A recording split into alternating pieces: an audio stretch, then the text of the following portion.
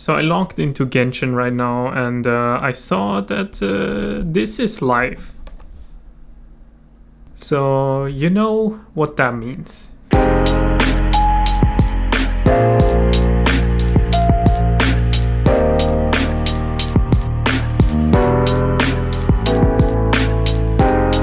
Yes, it is finally time to do the Stygian Onslaught. I actually have been waiting for it because since a week ago when we got Ineffa and Colombina, I actually did try out the Abyss just to test Ineffa and Colombina out, and it sounded kind of funny, but on accident I kind of cleared it, so I guess the Abyss wasn't as much of a challenge this time around.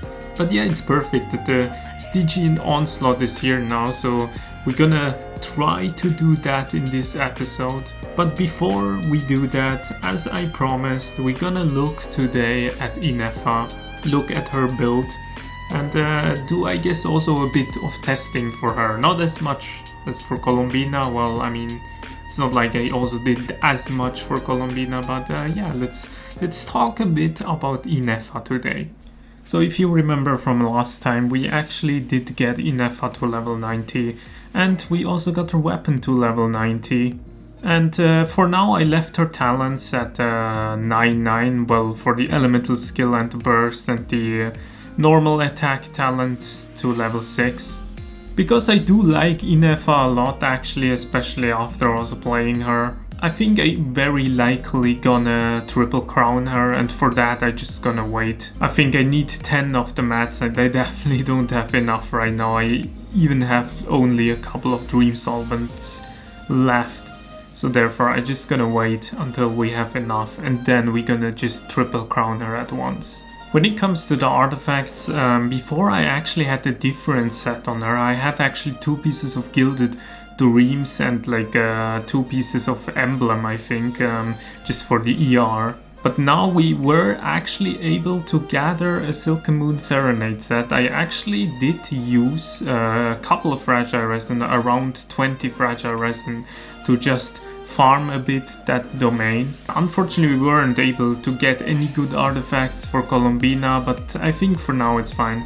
So if we look at the overall stats right now, the one thing that is probably apparent is she's not at 2k attack. To increase her lunar charge like base damage, we need to be at 2k attack. And it's only for like every 100 attack. So it is actually kind of fine right now. I'm like, we are at what? The total, the max is 14%, but we are kind of right now at 13.3%, which is actually kind of fitting to this channel. It's not that big of a deal. I mean, I definitely still want to get to the 2k, that we just reached that max point. I mean, I think it's overall always good if you have a lot of attack. I'm like, which aligns also with the crit ratio. And talking about the crit ratio, 82.5% to 145.7%. I mean, obviously not the most optimal crit ratio, but the circlet that I used before was this one actually, with the 7% crit damage and the 47 elemental master, which is not a lot. I mean, like, it's also like pretty terrible artifact actually, and therefore I just find the other one in comparison much better, because it has also like the ER, and I think the ER is somewhat important, but also it has more EM, and it has also some like flat attack. I mean, of course, this amount of flat attack is not as much, I mean, not as relevant, I guess, but it's still better than nothing. I mean, like, the overall stats on this artifact are just much better on the other one, because 7% crit damage is barely anything, so we're just gonna play this circlet instead. I mean, yeah, as you can see, like, the artifacts still have a lot of room for improvement, you know, but I think for now, I guess it's fine. Also, just the ER, I guess, quickly, 142.7%. I think it's fine. I think she needs somewhere around 130 to 150. I actually checked one more time, like game 8. I'm like, that's at least the site where I usually go to, and personally my favorite site to look up like the builds and stuff. And apparently it suggests it's even like I think 130 to till 170% energy recharge. So yeah, I'm like, I think it's always kind of this thing where you have to try out, because like depending on the teams it can like change, and that's also why it always says like this amount till this amount. In the last episode I said I can't really tell you if it's really correct like that or not. I guess when it comes to the ER, I just most of the times don't really go as much off from that. I just try out, just test out what works for me the best. So yeah. Also, when it comes to the EM of Ineffa, you apparently want to have like around 300 EM, and we have 329 EM on total on Ineffa, so that's good. But yeah, I guess let's just quickly test out Ineffa against our favorite training dummy, which is Masanori.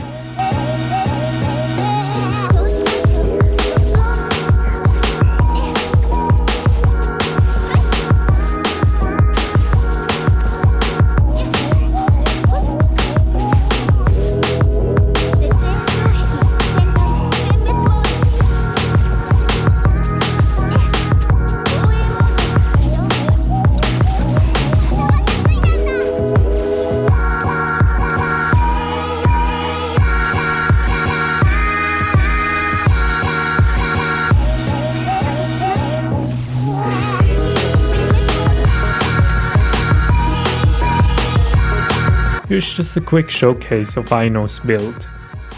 Aino is a character that I want to work on. We have also more lunar teams for the future available. Well, I'm not gonna show you now all of the teams of Ineffa, because last time I actually kinda did show you off the teams, at least with the characters that I have currently. It's very easy to tell that Ineffa is always gonna be paired up with Colombina together, because that way I can definitely deal the most damage. One team that I want to talk about though is Gata Kiriba, the team I used last time to showcase Colombina, which is basically an electrocharge team.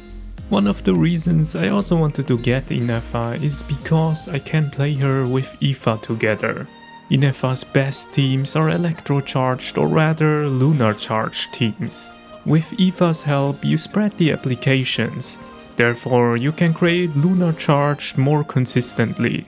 Not only that, Aoife can specifically buff electrocharged and lunar charged through his passive. For that reason, he is a perfect fit for lunar charged teams. The initial team idea was to play Aoife with Ineffa, Ororon and Furina, which is one of the characters that we want to get along our roadmap. But Colombina might be a better replacement for Furina now. Ororon is currently replaced through Fischl, but I do want to build him up too, because with Aoife, he has great synergy, by just being both Natlan characters, but Ororon also benefiting from being played in electrocharge teams. But yeah, I guess for now that is kinda like the premium team for Ineffa, where Ineffa can benefit probably the most. I mean, there is also like Ayato. Ayato is definitely also a big reason why I wanted to get Ineffa, because I can, yeah, once again play an electrocharge team, like a lunar charge team rather. Ineffa is definitely like a big help for my team. And you know what? I think the best way to kind of like show that now, or to show that off, or rather also to, you know, like test them out further instead of like showing you again like teams. Let's do the Stygian Onslaught.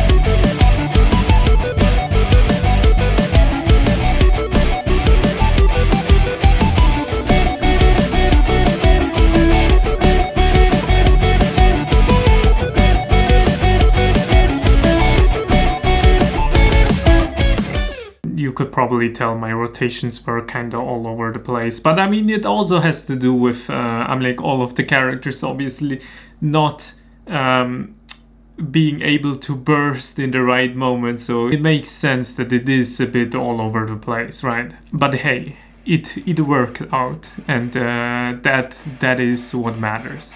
Okay, let's try the actual hard mode now. So for this one you will get a voiceover, because with menacing I actually had quite the trouble.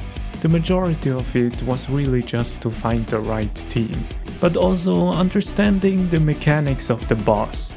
Especially to find a good team with overall good DPS for Ayato was quite difficult, but at the end I came up with this team, and it actually worked out better than I thought.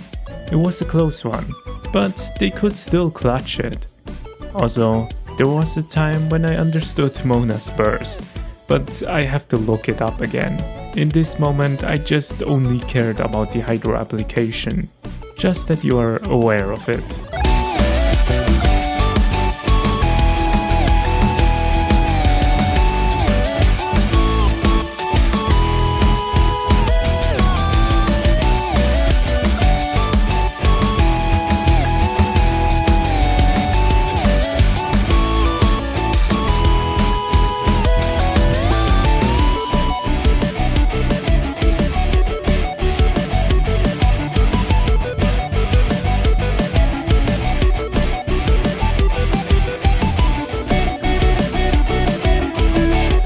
This boss did trick me at the start, because I thought I could only break his shield with Lunar Charged, but that wasn't really the case.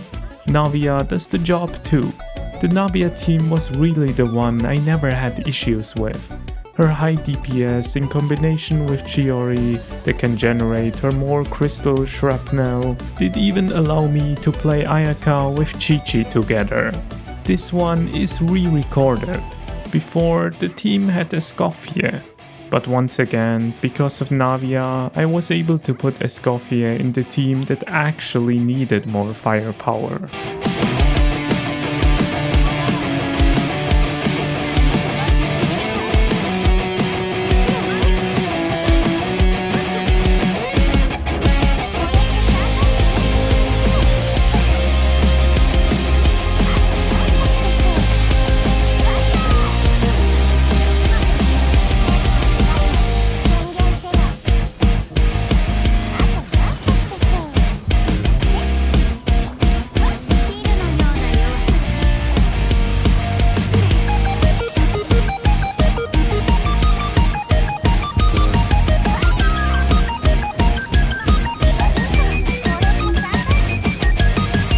Last but not least, I could play Gata Kiriba at his full potential. In the hard mode I split a lot of characters up, so that I can even out the DPS. But after figuring out what could be the best teams in the menacing mode, I did go back to this team. Mainly because I underestimated once again Navia's battle prowess. I'm pretty sure I could beat all the enemies in menacing mode with the Navia team. But yeah, as you can see, Gata Kiriba is also a force to be reckoned with, even with me not playing the most optimal way.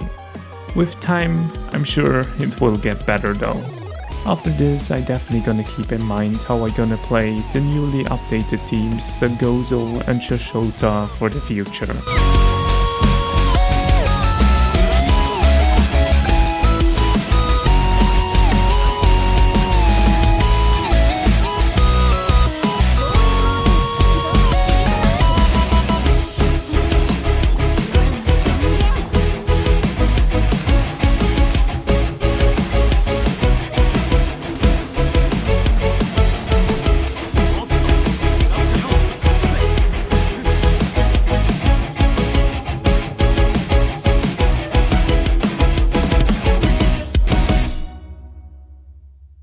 Well, it is Sunday now.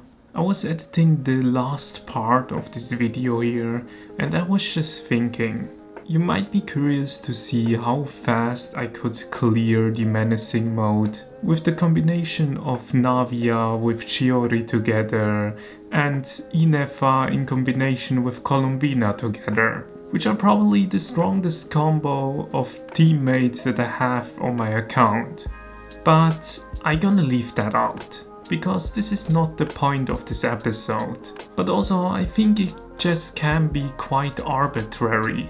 From the gameplay earlier, you might have seen that the Navia team has cleared the boss quite fast. But there are just so many factors to it, like Navia being at C6 and Chiori being at C1, but that Gatakiriba and Zagozo were fighting against two different bosses, where each team has individual strengths and weaknesses against enemies. But also I'm not the best player to showcase off like a very efficient run. Therefore, Gatakiriba could have been even better than the Navia team. But I can't really tell you because, as I said, I don't really do the math. I mean, the clear times would have been probably even better of Gatakiriba if I'd done it right. The other thing is also teams. There might be much better combinations of teammates that you could play together, and I might just be not aware of it. Therefore, I can't even tell you what my best teams are. For that reason, I don't want to show you off the team of Navia, Chiori, and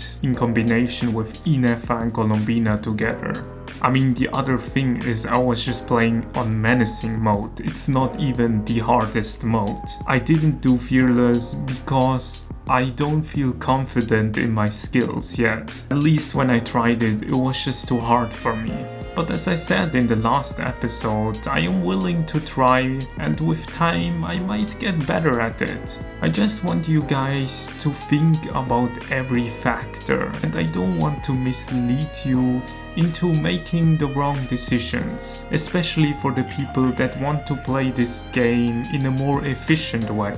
Because if you want to achieve that, with this channel you are definitely at the wrong place. And that's also not what my content is supposed to be. At the end of the day, I'm just showcasing my account and my teams. But yeah, putting that aside, I hope I could show you off a bit more of Ineffa's current state on my account. And of course, over time I will keep you guys updated on these different characters. For this episode I wanted to make it a bit shorter this time around, especially after the very long episode from last time.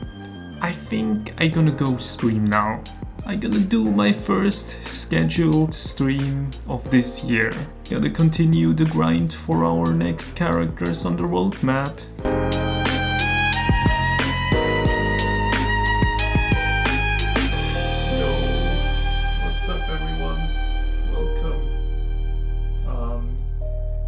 Actually a confession to make. Goodbye.